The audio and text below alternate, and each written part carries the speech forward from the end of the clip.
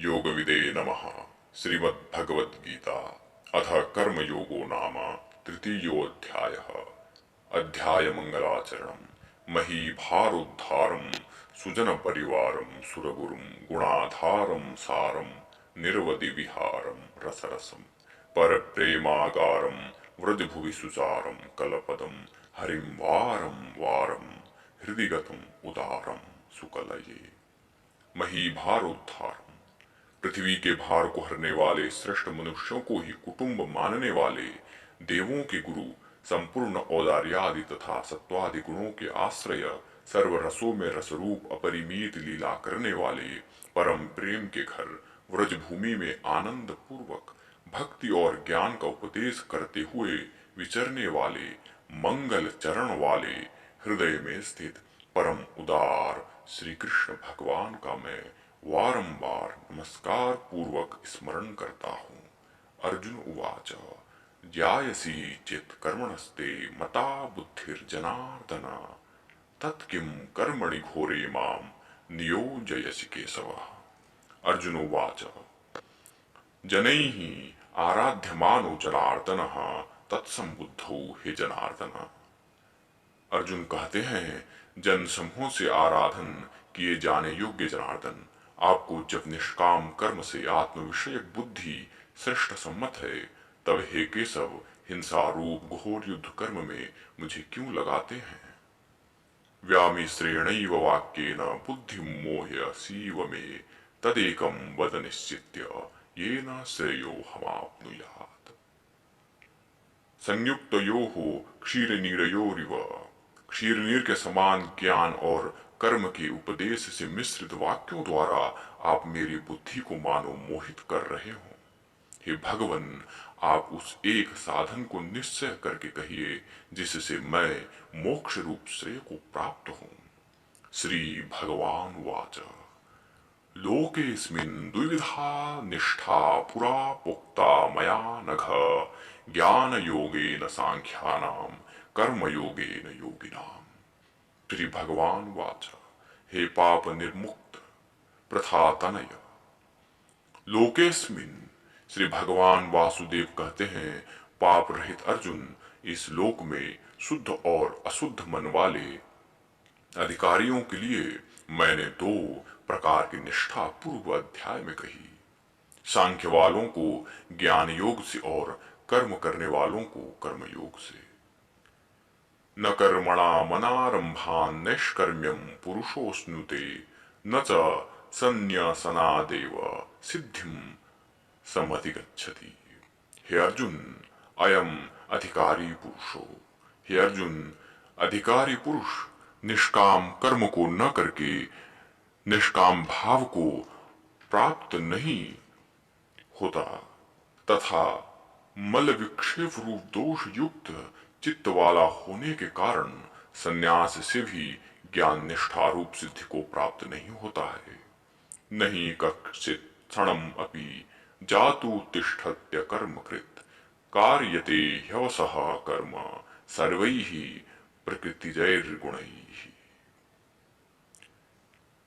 यतो ही, क्योंकि कोई भी अज्ञानी पुरुष कभी क्षण मात्र भी कर्म को न करता हुआ नहीं रहता, क्योंकि अविद्या जाल में फंसे हुए अस्वतंत्र जन प्रकृति से ही उत्पन्न होने वाले सत्व रज और तम इन तीन गुणों से लौकिक या वैदिक कर्म में प्रवृत्त किए जाते हैं।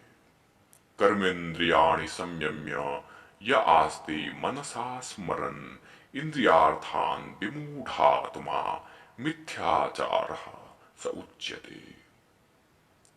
जो अज्ञान से ढका हुआ चित्त वाला मूर्ख पुरुष कर्मेंद्रिय हस्तपादादिकों को रोक कर मन से विषयों का चिंतन करता हुआ स्थित है, वह मिथ्याचार वाला दाम्भिक कहा जाता है। तथा च श्रुतौ, जैसा श्रुति में कहा है, तितिक्षा ज्ञान वैराग्य यसमादि गुणवर्जितः भिक्षा मात्रेण यो जीवेत सपापी यति वृत्तिः। तितिक्षा ज्ञान वैराग्य और समाधि गुणों से रहित होकर जो केवल भिक्षा से ही जीवित यति है वह पापी है और संन्यास वृत्ति का नाश करने वाला है। अस्तु इंद्रियाणि मनसा नियम्यार भतेर्जुन कर्मेन्द्रियैः कर्मयोगम असक्तः सवशिष्यते। हे अर्जुन, यश्च विवेकितानः करणेन श्रोत्रादीनि ज्ञानेन्द्रियाणि। हे अर्जुन, जो विवेक युक्त अंतःकरण से श्रोत्रादि ज्ञानेन्द्रियों को उनके विषयों से निरोध करके फलेच्छा से रहित होकर वाणी आदि कर्मेंद्रियों से कर्मयोग को आरंभ करता है, वह कर्मयोगी वेदांता श्रवण मननहीन अशुद्ध चित्त वाले सन्यासी से श्रेष्ठ है। नियतम कुरु कर्मत्वम कर्म ज्यायो ह्यकर्मणः शरीर यात्रा च तेन प्रसिद्धेद अकर्मणः। हे अर्जुन, आप नियमित नित्य नैमित्तिक वैदिक कर्मों को ही करें, क्योंकि शास्त्र विहित वर्णाश्रमानुसार कर्मों के न करने से निष्काम कर्मयोग का करना श्रेष्ठ है, क्योंकि कर्मों से रहित होकर आपका शरीर यात्रा भी सिद्ध नहीं होगा। यज्ञार्थात् कर्मणोऽन्यत्र लोकोऽयं कर्मबन्धनः तदर्थं कर्म कौन्तेय मुक्तसंगः समाचर। हे कुंती नंदन अर्जुन, अयम ही लोकः। हे कुंती नंदन अर्जुन, यह लोक विष्णु देव के अर्थ किए कर्मों से अन्य अतिरिक्त भोग फलार्थ कर्म के करने से कर्म के बंधन को प्राप्त होता है। इस कारण आप फल की इच्छा से रहित होकर उस ईश्वर के आराधनार्थ कर्मों को सम्यक रीति से करें। श्रुति में कहा है, यज्ञो वै विष्णु, विष्णु ही यज्ञ स्वरूप है। सह यज्ञाः प्रजाः सृष्ट्वा पुरोवाच प्रजापतिः अनेन प्रसविष्यध्वम् एष वोस्तुष्टकामधुक्। कल्पादौ ब्रह्मा स यज्ञाः प्रजाः निर्माया वदत्। कल्प के आदि में भगवान ब्रह्मा ने यज्ञ सहित 3 वर्ण वाली प्रजाओं को उत्पन्न करके कहा, इस यज्ञ से आप वृद्धि को प्राप्त हो। यह यज्ञ आपको मनोवांछित फल देने वाली कामधेनु है। देवान् भावयतानेन ते देवा भावयन्तु वः परस्परं भावयन्तः श्रेयः परमवाप्स्यथ। हे प्रजाः, यूयं यज्ञेनानेन देवानीन्द्रादीन् संतोषयत।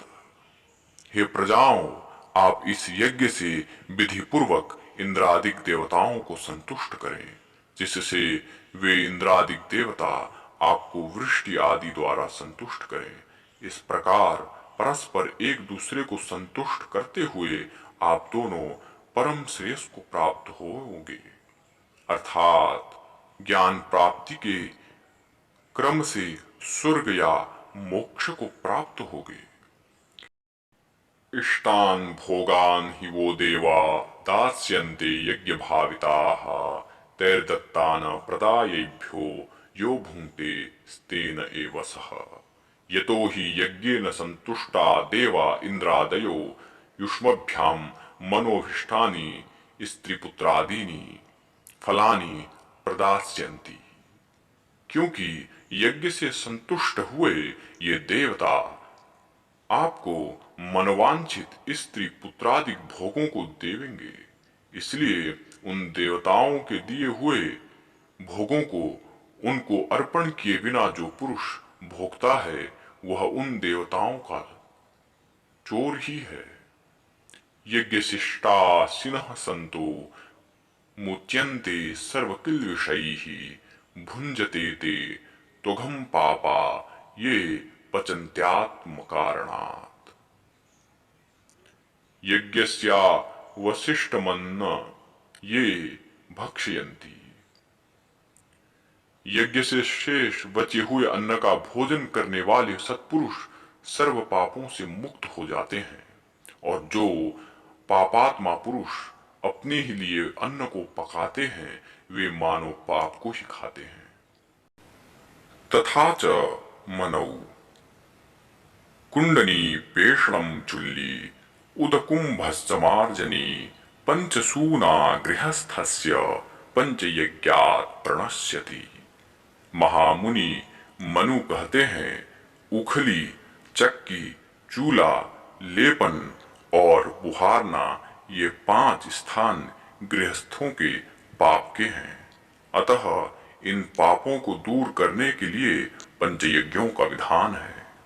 अन्नाद् भवति भूतानि पर्जन्याद् अन्न संभवः यज्ञाद् भवति पर्जन्यो यज्ञः कर्म समुद्भवः। अन्न से रजवीर्य द्वारा प्राणी उत्पन्न होते हैं। उस अन्न की उत्पत्ति मेघों से होती है। मेघ यज्ञ से उत्पन्न होते हैं और यज्ञ वैदिक कर्म से उत्पन्न होता है। तथा च स्मृतौ अग्नौ परस्ताहुतिः सम्यग् आदित्यम उपतिष्ठते आदित्याज्यायते वृष्टिरन्नम ततः प्रजाः। स्मृति में कहा है, अग्नि में विधि विहित डाली हुई आहुति भगवान सूर्य को प्राप्त होती है और सूर्य से वृष्टि और वृष्टि से अन्न उत्पन्न होता है और उससे प्रजा की उत्पत्ति होती है।